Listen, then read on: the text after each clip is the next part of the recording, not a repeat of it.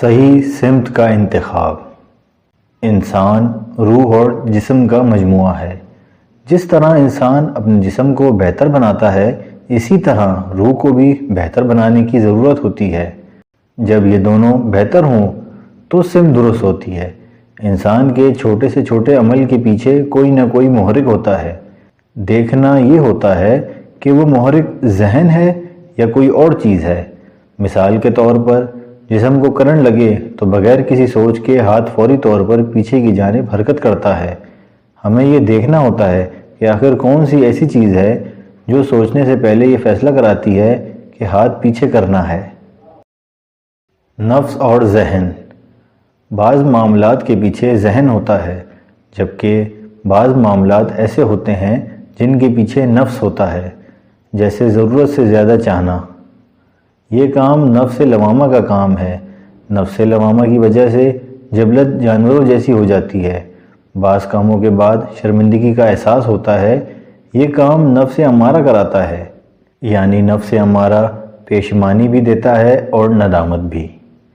بعض اوقات انسان چاہتا ہے کہ میں دوسروں کی مدد کروں، دوسروں پر روپیہ پیسہ نثار کروں، دوسروں کی خاطر اپنا وقت استعمال کروں، میری توانائیاں دوسروں کے لیے استعمال ہوں، میری وجہ سے کسی کا بھلا ہو۔ یہ کام نفس مطمئنہ کراتا ہے۔ نفس مطمئنہ انسان کو ہر حال میں مطمئن رہنے کو کہتا ہے۔ ہائی جیکر۔ انسان کے اندر بہت سارے ہائی جیکرز ہوتے ہیں، اور وہ ہائی جیکرز اس کی سمت متعین کرتے ہیں۔ ایک طیارہ فضا میں پرواز کرتا ہے۔ اچانک ایک ہائی جیکر اٹھتا ہے، ہتھیار نکالتا ہے اور پائلٹ کے پاس جاتا ہے اور کہتا ہے کہ جہاں میں چاہتا ہوں جہاز کو وہیں لے کر جاؤ۔ مسافروں کو کہہ دیا جاتا ہے کہ اگر کسی نے ہلنے کی کوشش کی تو جہاز تباہ کر دیا جائے گا۔ اس کے بعد آواز آتی ہے کہ طیارہ اغوا ہو گیا۔ جس طرح ایک ہائی جیکر طیارہ اغوا کرتا ہے، اسی طرح انسان صحیح چل رہا ہوتا ہے کہ اچانک اس کے اندر سے ایک ہائی جیکر اٹھتا ہے، جیسے لفظ نوامہ کہا جاتا ہے۔ وہ اسے اغوا کر لیتا ہے، اسے غصہ آتا ہے، وہ فیصلہ کرتا ہے اور سامنے کھڑے شخص کو قتل کر دیتا ہے۔ یوں زندگی کا طیارہ کریش ہو جاتا ہے۔ یہ اس وجہ سے ہوتا ہے کہ انسان نے اپنے اس ہائی جیکر کو کنٹرول نہیں کیا ہوتا۔ ہر انسان چاہتا ہے کہ اس کی سمت درست ہو، وہ کامیاب ہو، لیکن اس سے پہلے ہائی جیکر کو کنٹرول کرنا بہت ضروری ہے۔ انسان کی زندگی میں کئی طرح کے ہائی جیکرز ہوتے ہیں۔ ان میں لالچ ایک اہم ہائی جیکر ہے۔ لالچ ہمیشہ اس شخص میں ہوتا ہے جو اپنے آپ کو غیر محفوظ سمجھتا ہے۔ اپنے آپ کو غیر محفوظ سمجھنا یا تو اپنی غلطیوں کی وجہ سے ہوتا ہے، یا پھر اس کی وجہ معاشرہ بنتا ہے۔ اپنے آپ کو غیر محفوظ سمجھنے کا ایک محرک کرپشن ہے۔ کبھی اس بات پر غور نہیں کیا گیا یہ کیوں ہے؟ ہم سمجھتے ہیں کہ شاید اس موضوع پر سیمینار کرنے سے یہ ختم ہو جائے گی۔ یہ ایسے ہی ہے جیسے کہ پانی کے لیک ہونے کی جگہ تلاش کر لی جائے، لیکن پیون کسی دوسری جگہ لگا دیا جائے۔ جس معاشرے میں کرپشن کم ہوتی ہے، وہاں پر لوگ اپنے آپ کو زیادہ محفوظ سمجھتے ہیں۔ انہیں پتہ ہوتا ہے کہ کچھ ہو بھی جائے تو حکومت ہمارے بچوں کو سنبھالے گی، کیونکہ یہ اس کی ذمہ داری ہے۔ غیر محفوظ کو محفوظ بنانے کے دو طریقے ہیں۔ ایک یہ کہ محنت کر کے ساری چیزیں جیسے گھر، گاڑی اور آسانیاں لائی جائیں، کیونکہ جب آسانیاں آتی ہیں تو آدمی اپنے آپ کو محفوظ سمجھنا شروع کر دیتا ہے۔ دوسرا طریقہ یہ ہے کہ اپنے اندر توکل پیدا کیا جائے اور ہر حال میں اللہ تعالیٰ کا شکر ادا کیا جائے، کیونکہ جب توکل اور شکر ہوتا ہے تب بھی انسان اپنے آپ کو محفوظ سمجھتا ہے۔ پہلا طریقہ تو تقریباً ناممکن ہے، دوسرا طریقہ بہت آسان اور عملی ہے۔ عادات کا ہائی جیکر۔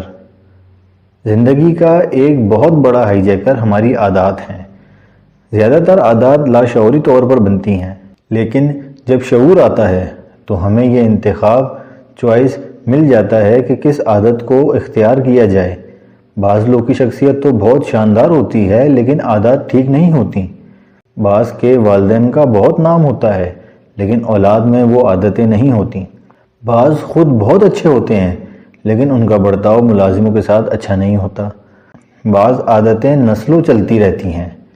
بعض پر اللہ تعالیٰ کا کرم ہوتا ہے کہ ان کی عادات بادشاہوں والی ہو جاتی ہیں۔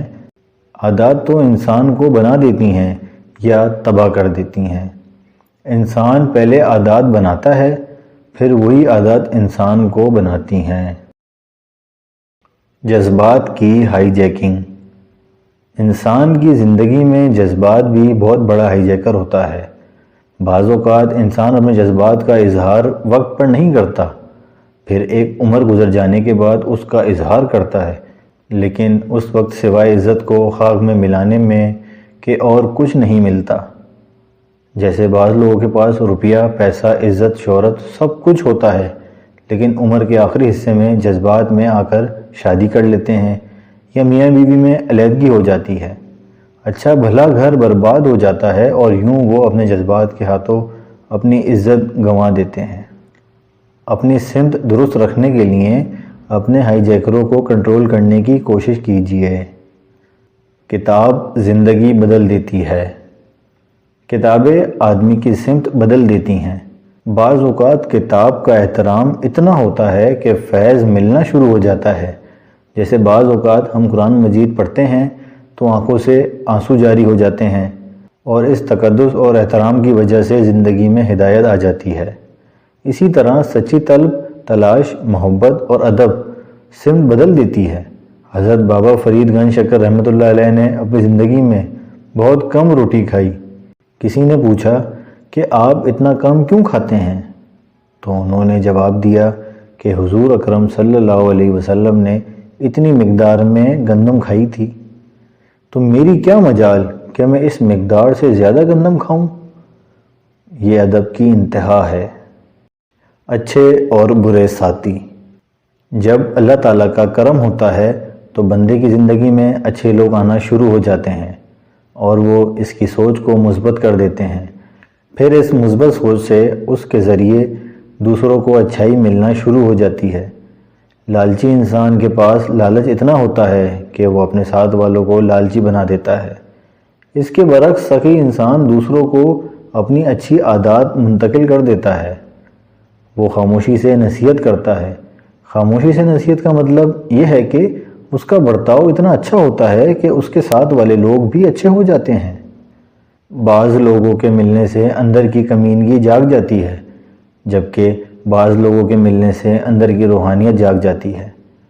بعض لوگوں کے ملنے سے حیا آ جاتی ہے۔ حضرت واصف علی واصف رحمۃ اللہ علیہ فرماتے ہیں، ایک شخص اپنی زندگی گزار رہا تھا، ایک دن نیک ہو گیا۔ کسی نے پوچھا یہ اچانک کیا ہوا؟ اس نے جواب دیا، میری زندگی میں پیر صاحب آ گئے ہیں۔ اس نے کہا، کون سے پیر صاحب؟ ہمیں بھی ان سے ملاؤ۔ اس نے جواب دیا، میرے پیر صاحب میری بیٹی ہے۔ حضرت واصف علی واصف رحمۃ اللہ علیہ فرماتے ہیں، اچھے لوگوں کی زندگی میں موجودگی اچھے مستقبل کی ضمانت ہے۔ جب تک اپنے علم اور ادب کو اللہ تعالیٰ کا فضل کہیں گے یہ قائم رہے گا، لیکن جب یہ سمجھیں گے کہ یہ میرا کمال ہے تو پھر ناکامی شروع ہو جائے گی۔ درست ترین سمت۔ ہمارے لیے حضور اکرم صلی اللہ علیہ وسلم سب سے بڑے رول ماڈل ہیں۔ جب آپ صلی اللہ علیہ وسلم نے سب سے پہلے اپنوں کو اکٹھا کر کے دعوت دی اور کہا کہ اگر میں کہوں کہ پہاڑ کے پیچھے دشمنوں کا لشکر ہے، تو جواب میں انہوں نے کہا، ہماری جانیں آپ صلی اللہ علیہ وسلم پر نثار۔ آپ صلی اللہ علیہ وسلم سچے ہیں، صادق و امین ہیں۔ ان میں ایک شخص جس کا نام عمر بن حشام ابو جہل تھا اٹھا اور چل پڑا۔ آپ صلی اللہ علیہ وسلم نے آواز دی اور کہا کہ کیا آپ اس بات کو نہیں مانیں گے؟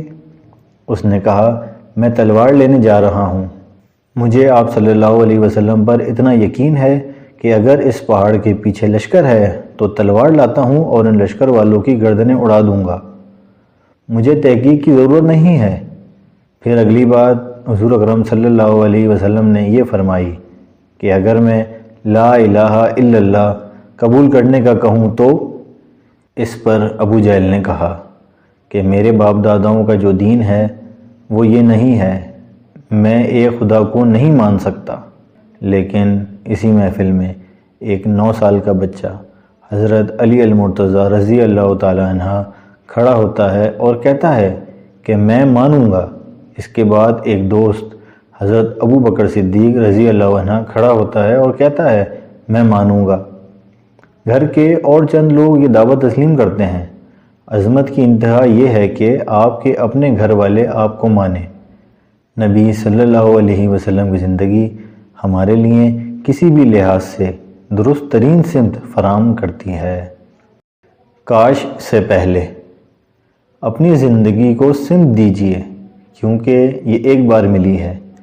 یہ اللہ تعالیٰ کا انعام ہے، یہ قدرت کا عطیہ ہے۔ جو ایک بار آ گیا پھر نہیں آئے گا۔ انہی لوگوں کا نام زندہ رہے گا جو اچھے کام کریں گے۔ اس لیے دلوں میں زندہ رہنے والے کام کیجیے۔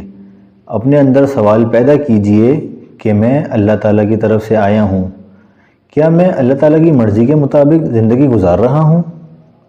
اگر یہ سوال دل میں آ گیا تو پھر یہ زندگی نہیں رہے گی، عبادت بن جائے گی۔ لیکن اگر یہ سوال نہیں ہوگا تو پھر گھڑیاں گزریں گی، دن گزریں گے، ہفتے گزریں گے، مہینے گزریں گے اور زندگی بھی گزر جائے گی۔ آخر میں صرف ایک چیز ہوگی، کاش۔ اللہ تعالی ہمیں اس کاش اور افسوس سے بچائے، آمین۔ زیر تابع کتاب سوچ کا ہمالیہ سے۔